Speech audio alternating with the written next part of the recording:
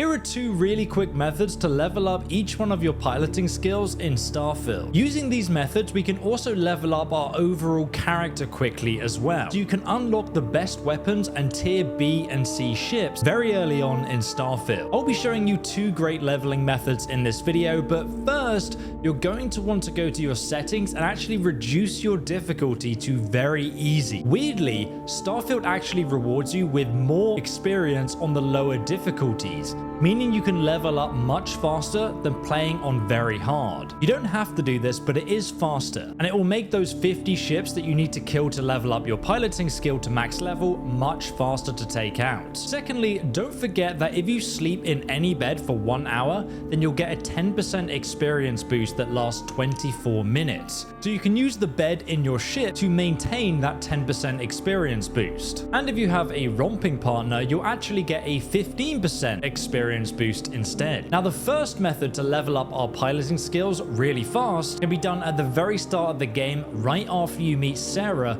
at Constellation. Your first quest is going to be called The Old Neighbor, which directs us to the Mars District in New Atlantis. You can either fast travel here, and it's located over here on the local map. You really can't miss it, it's the biggest building in the area. Once you arrive, come to the left of the reception and you'll find the UC Vanguard receptionist. You can speak to him to join up at the UC Vanguard at any time. He will give you a new quest called Supra et Ultra. Make sure it's your active quest, head down the elevator, and when you reach the bottom, sign up at the terminal just here. Then we're going to run through the exhibition, or you can listen to all the lore if you want to. But at the end, you'll find another elevator which you can take to the flight training simulator room. Now, you can do this simulation repeatedly so long as you don't progress the quest past getting your results. I'll show you what I mean momentarily. Before you enter though, you'll want to make sure that you have at least the piloting skill first.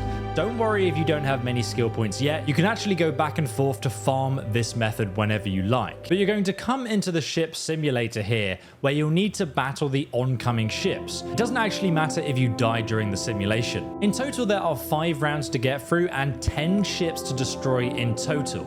All the damage you deal and take counts towards the piloting skills. You also get experience for destroying them as well. Now we're going to be staying in for all 5 rounds of combat, and to make this even easier, I would highly recommend that as soon as you get in the ship, make sure you reallocate your power to max out your shields, lasers, and ballistics. You don't need to use your grav drive during the simulation because it's just for combat. This means you have more defense and you do more damage, making this much faster to get through. It took me 4 minutes per run to destroy 10 ships. So in total, to level your piloting skill to max level, you must destroy 50 ships. So it will take you 20 minutes to reach max level piloting skill. Now the problem is that you can't level up while you're in the simulation. So after you finish it, you actually have to leave before you can level up outside. Just go out this door here and you can unlock the next challenge to kill another 15 ships, and then finally another 30 ships. And then you just go back into the simulation, and you do this repeatedly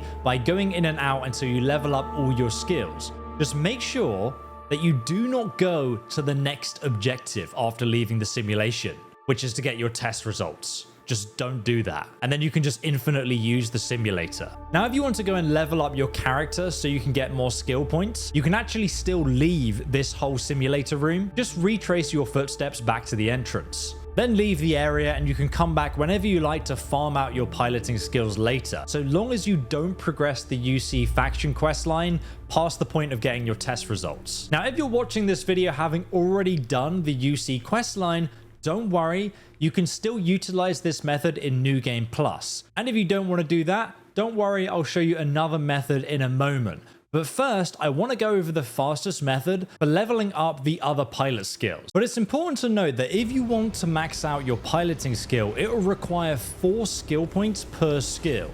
So in total, there are 13 piloting skills, and that's 52 skill points you'll need in total. 52 level ups that would be required to max all of these skills. There are definitely a few I would prioritize first, and you really don't necessarily need to max out all of them. You can definitely finish the game with only the piloting skill, but let's just quickly go over them anyway so you know how to efficiently maximize them. Firstly, we have targeting control systems that lets you take out enemy engines so you can board their ship. A crucial skill to have at least 1 skill point in. To level level it up, you need to kill a total of 50 enemy ships to reach max level.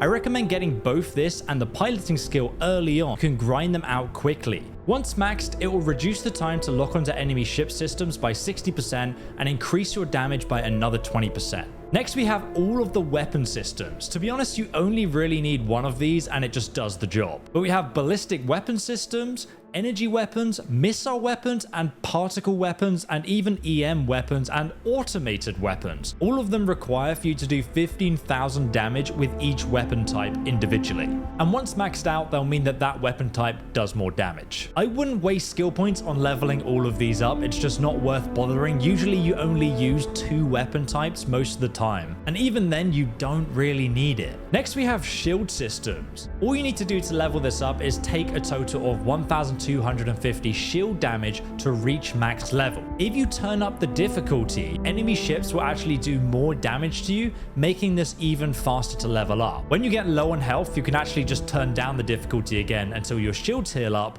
and you can just keep doing that until it's max level. Once maxed out, you'll have 60% increased shield capacity, and there's a chance that your shields will just resist all damage. Next, we have Starship Engineering. To max this out, you need to repair your ship a total of 30 times. Just let your shields get destroyed, and once your hull is low health, you can then repair it. This doesn't cost a repair kit while you're in the simulation mode, by the way. Once you reach max level, repairing is 25% faster, and you have a chance to repair the entire ship by just repairing one of your ship systems. Now, payload cannot be leveled within the ship simulation, since it requires you to do a certain amount of grav jumps to be leveled up. But this can very easily be farmed outside the simulation by just grav jumping between settlements repeatedly. Now, engine systems requires you to use the boost mechanic a total of 80 times, but specifically while you're in combat. Maxing it out will increase your ship's max speed by 20%. If you use the boost while you're getting targeted by a missile, it will cancel out the other spaceship's lock-on. As for Starship design, this one's pretty straightforward. You just need to install 50 unique ship modules when editing your ship. Prioritize the cheap ones if you want to level this up quickly and early on. Now, if you are looking to level up your piloting skill without using the simulation method, it's going to be a bit slower and more dangerous, but you can still do it quite quickly. So here are a few methods.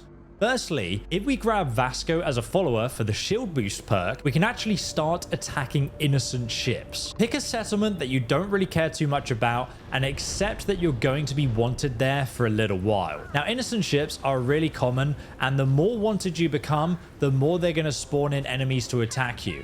As you can see, there's already 8 ships trying to kill me here, and if we're on very easy difficulty, you can really make short work of them. And you can even loot them for materials and credits after you take them out. And to reset them, just fast travel to another system and back again, and even more of them will spawn. Almost every single system that has a city in will spawn guards that you can just potentially kill. You're just going to want to make sure that you save in between, because if you die, then you'll have to reload a previous save. Now, if you get overwhelmed by lots of enemies, like here for example, and you've lost your shields and you want to escape, just put power into your grav drive and then open up the map and select another system that you want to jump to.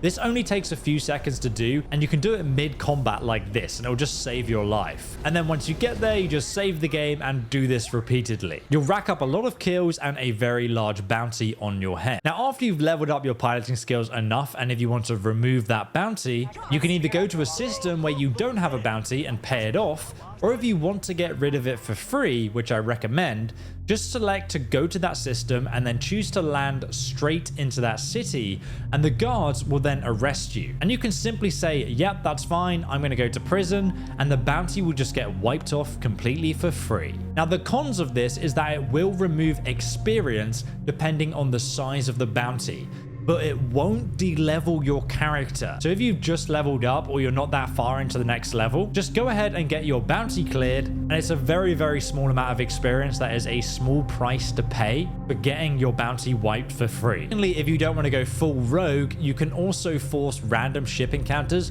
by constantly grav jumping between systems. Some of the faction systems are better for encountering pirates. Finally, you can also head to the various faction bounty board missions and select missions that are asking you to hunt down pilots or assist with space battles, anything that has you going into space and destroying other people's ships. And every single faction city or location like Mars has one of these bounty board missions, and you can just go ahead and farm out these missions to get guaranteed enemy ship encounters. And they do refill every few in-game days as well, so you can just go around all the systems clearing the missions. So now you're on Master Pilot, you're going to need a great starting ship or even the ultimate guide to building a super battleship to mow down your foes. Check out the next guide linked below for a full breakdown on how to build your battleship, and I will see you there.